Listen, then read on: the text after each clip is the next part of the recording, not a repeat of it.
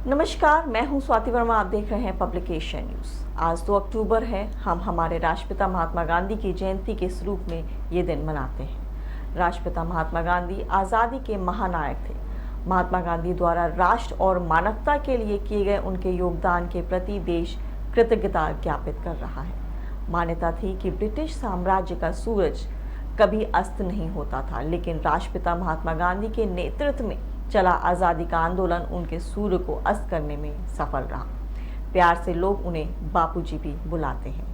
आज़ादी के आंदोलन और राष्ट्र को अंग्रेज मुक्त कराने में जहां महात्मा गांधी एक महानायक हैं, तो वहीं एक और महानायक लाल बहादुर शास्त्री के योगदान को भी हम भुला नहीं सकते। जहां आज गांधी जयंती मनाई जाती है, तो वहीं आज लाल बहादुर शास्त्री जयंती भी मनाते हैं। शास्त्री जी का जन्म 2 अक्टूबर 1904 को उत्तर प्रदेश के मुगल सराय में एक कायस्थ परिवार में हुआ था। इनके पिता का नाम श्री मुंशी शारदा प्रसाद श्रीवास्तव और माता का नाम राम दुलारी था। बच्चा बच्चा जय जवान जय किसान नारा जानता है, और इसी नारे से उन्होंने राष्ट्र में नव चेतना को बढ़ावा दिया था। उनके पिता एक स्कूल शिक्षक थे। जब लाल बहादुर शास्त्री केवल 1.5 वर्ष के थे, तभी उनके पिता का देहांत हो गया था।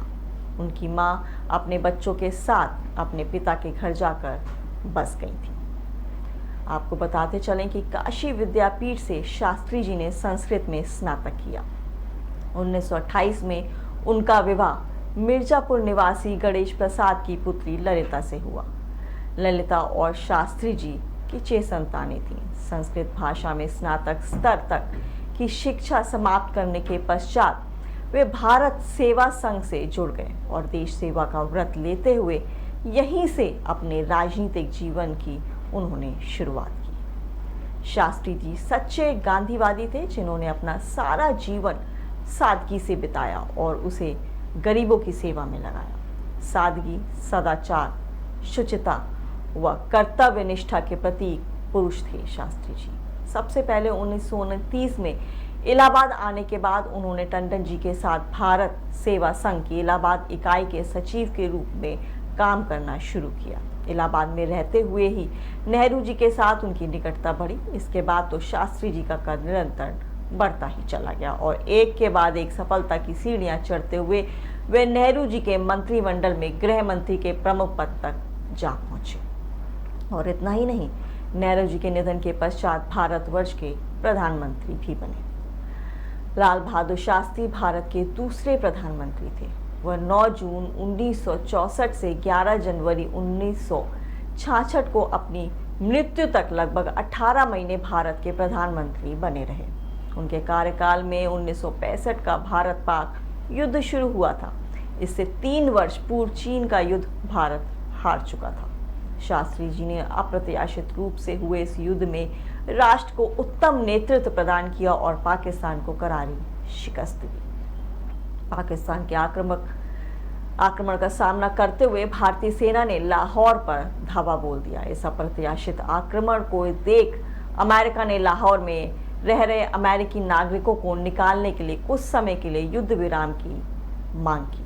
रूस और अमेरिका के चहलकदमी के बाद भारत के प्रधानमंत्री को रूस के ताशकंद समझौता में बुलाया गया। शास्त्री जी ने ताशकंद समझौते की हर शर्तों को मंजूर कर लिया, मगर पाकिस्तान जीते इलाकों को लौटाना उन्हें कतई नागवारा था और उन्होंने इसको नहीं स्वीकारा। अंतर्राष्ट्रीय दबाव में शास्त्री जी को ताशकंद समझौते पर हस्ताक्षर करना पड़ा, पर फिर भी लाल बहादुर शास्त्री ने खुद प्रधानमंत्री कार्यकाल में इस जमीन को वापस करने से इनकार कर दिया। ताशकंद समझौते पर हस्ताक्षर करने के बाद उसी रात उनकी मृत्यु हो गई। देश के दूसरे प्रधानमंत्री लाल बहादुर शास्त्री ने अपने कार्यकाल के दौरान देश को कई संकटों से उबारा। आइए आज हम जानते हैं शास्त्री जी के जीवन से जुड़ी कुछ खास बातें। बचपन से ही बहुत ही मेहनती और दृढ़ संकल्पी थे शास्त्री जी।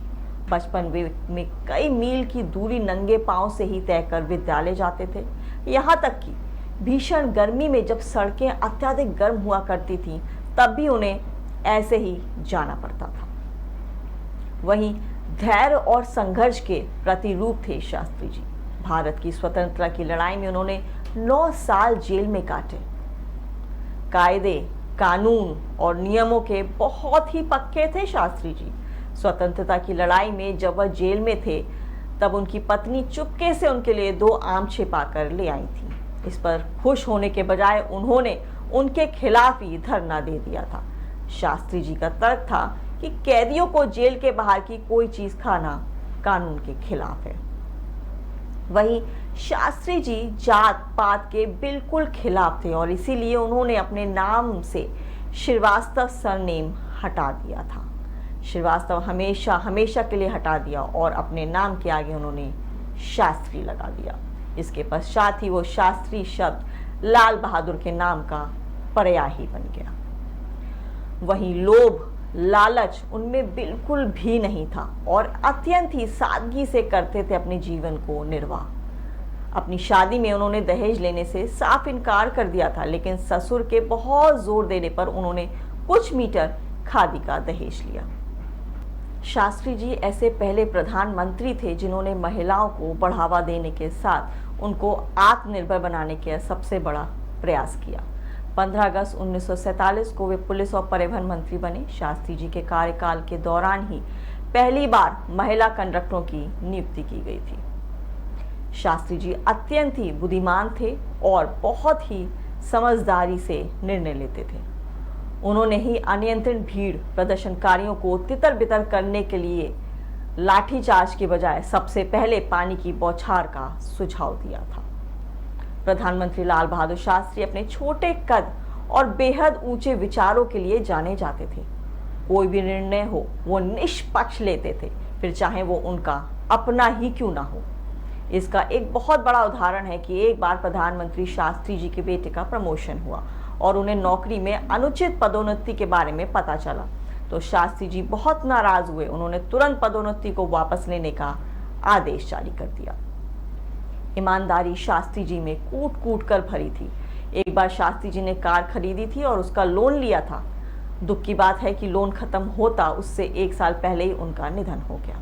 उसके बाद इंदिरा गांधी प्रधानमंत्री बन गई और शास्त्री जी के परिवार से कहा कि कार का लोन माफ कर दिया जाएगा। शास्त्री जी की मूल्यों पर चलने वाली उनकी पत्नी ललिता शास्त्री ने इस बात से इनकार कर दिया। उन्होंने 4 साल तक कार की EMI भरी और पूरा लोन चुकाया। दावा किया जाता है कि शास्त्री जी की मौत हार्ट अटैक आने से हुई, पर उनके परिवार वालों का कहना था कि उनको जहर देकर मारा गया है। सादगी, सदाचार, शुचिता व कर्तव्य निष्ठा के प्रतीक पुरुष थे शास्त्री जी। भारतीय राजनीति में सादा जीवन, उच्च विचार, सिद्धांत के श्रेष्ठतम प्रतीक पुरुष थे शास्त्री जी। लोकतंत्र की पाठशाला थे शास्त्री जी। लाल बहादुर शास्त्री जी के जन्म दिवस पर पब्लिक एशिया की तरफ से ऐसी शख्सियत को नमन है।